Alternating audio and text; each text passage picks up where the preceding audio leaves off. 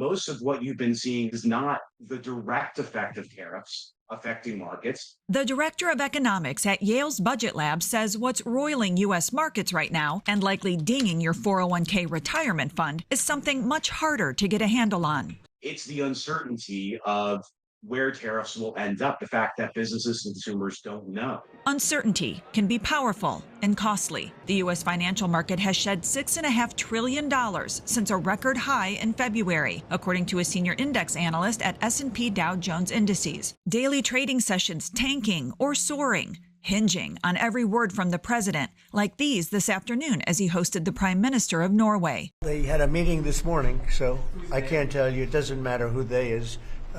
We may reveal it later, but they had meetings this morning, and we've been meeting with China. But deal making without details only fuels costly uncertainty. We estimate that these tariffs to date will cost the average American family $4,900 a year. Potentially hard news to digest amid other economic reports out today. The Labor Department's advanced figure for initial unemployment claims hit 222,000 for the week ending April 19th, 6,000 over the previous week's revised level. Existing home sales dropped nearly 6% in March from February, says the National Association of Realtors, the weakest March pace since 2009. And the median cost of those homes rose to over $403,000 last month, a March record, says the NAR. I'm Laura Aguirre reporting. The Education Department will restart collections on federal student loans in default on May 5th, impacting at least 5 million borrowers. The student loan portfolio controlled by the federal government is nearly $1.6 trillion, but fewer than 4 out of 10 borrowers are in repayment. This is unsustainable. The Biden administration resumed repayments on federal student loans in 2023 after a COVID-era pause. But the Education Department hasn't collected on defaulted loans that have gone at least 270 days without payment, since March 2020. Sarah Austin, policy analyst for the National Association of Student Financial Aid Administrators, says the stops and starts have created some confusion. With the long pause on payments, as well as that on-ramp after the repayment pause, there has just been a lot of borrowers who are not used to the repayment landscape. The Trump administration will also restart the Treasury Offset Program, which collects debts by garnishing federal and state payments like tax refunds. By this summer, the Education Department said a borrower's wages could be garnished. Austin says borrowers can stay on top of their loans by making sure their loan servicer knows where to get in touch. Ensure that your contact information is always current and accurate, especially thinking about students who are leaving school. Their address while they're in school may be very different than their address once they graduate or leave school. In Washington, I'm Karen Kafa. The president has absolutely no legal authority to issue these tariffs. A group of 12 states is suing the Trump administration over the president's use of tariffs. It's taking the matter to the U.S. Court of International Trade. President Donald Trump claims he can impose tariffs single-handedly due to the International Emergency Economic Powers Act. It gives the president authority to respond to unusual and extraordinary threats. We started with the fentanyl border tariffs. The IEPA is also used for the trade deficit. The lawsuit argues that's an overreach. It notes the Constitution gives Congress the power to collect taxes and duties. U.S. businesses have to pay applicable tariffs on imports. Experts say they often pass on some or all of that expense to consumers in the form of higher prices. Arizona cannot afford this Trump tax increase. And make no mistake, no matter what Orwellian doublespeak the White House uses, tariffs are taxes. The lawsuit comes as Trump is warning negotiations during his 90-day pause on so-called reciprocal tariffs might not last 90 days in some cases. He says he might have some rates settled in 2 or 3 weeks. We're going to have great deals. And by the way, if we don't have a deal with a company or a country, we're going to set the tariff. I'm Amy Kiley reporting.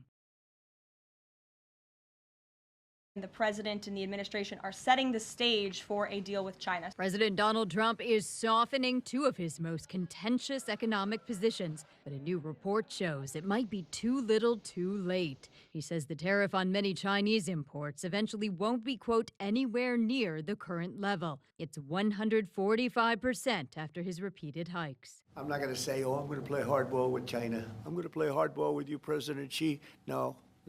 We're going to be very nice. Trump also appears to be walking back his social media post that says the Federal Reserve Chair's termination can't come fast enough. I have no intention of firing him. I would like to see him be a little more active in terms of his idea to lower interest rates. The change of tone follows yesterday's grim report from the International Monetary Fund. It forecasts a global economic slowdown of 0.5% year over year. It predicts an even bigger hit to the U.S. economy. The IMF says it revised its forecast due to Trump's trade announcements on April 2nd. They include a 10% universal tariff, reciprocal duties that are on hold for 90 days, and hikes on Chinese imports. Everybody is saying that the U.S. economy is in trouble, but the administration continues to say it's just a bit of transient or few transient problems. It's more than that, and the evidence is there. I'm Amy Kiley reporting. The Trump effect on Canada's election cannot be overstated. You see more Canadian flags now, more of these signs too. Federal elections here are often defined by East versus West, urban versus rural, English versus French, liberal versus conservative. But Trump versus Canada defines this one. Just weeks ago, some of the flowers here at Lola Bloom's came from the United States. Not anymore. Sisters-in-law Lindsay Smith and Caitlin Strain are buying elsewhere now. Their answer to Trump's threats of tariffs or making Canada the 51st state. It's more Donald Trump. I feel like he's a bully in this situation. We're supposed to be allies. We thought we're on like a friendship level. They both traditionally support the Green Party, but both are leaning liberal this time. If the liberals are going to win or the conservatives are going to win, you want them to win by what? A healthy enough margin? Mm-hmm. Exactly. So that they're viewed as a strong leader? Yeah. Yes, you put your vote where it counts a little more in this situation. And is that just because of Donald Trump? Yeah. Yeah, unfortunately. Yeah. Canadians see this as much bigger than who gets the most seats in Parliament and gets to pick a prime minister. It's about spending more in the military, buying local, finding new markets and new partners, dropping any thought the ruts with Trump can just be smoothed over. I put up a flag myself. I never thought I would put up a Canadian flag, but I think when it comes down to crunch time, Canadians really gather up. Toby Gorman is an environmental journalist and author, and a pickup hockey player in the Canadian Beer League. Just push it. Gorman says he is hardly alone here in rethinking everything. We're just sick of him, and it's only been 3 months into the term. It's, he's going to annex us. He wants to crush us economically. I think at first it was kind of like losing your best friend, where it's like, what just happened? Like, what's happening? But now I think we're at the point where it's like, well, we can move on. That's a big shift. Okay, need a puck.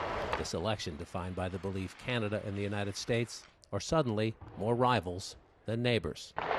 Suddenly, no longer skating in the same direction.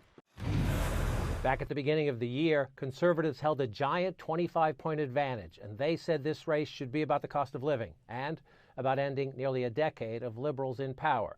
But heading into the final weekend, liberals now hold a modest edge. Their candidates making the case to Canadians that standing up to Trump should be their #1 issue.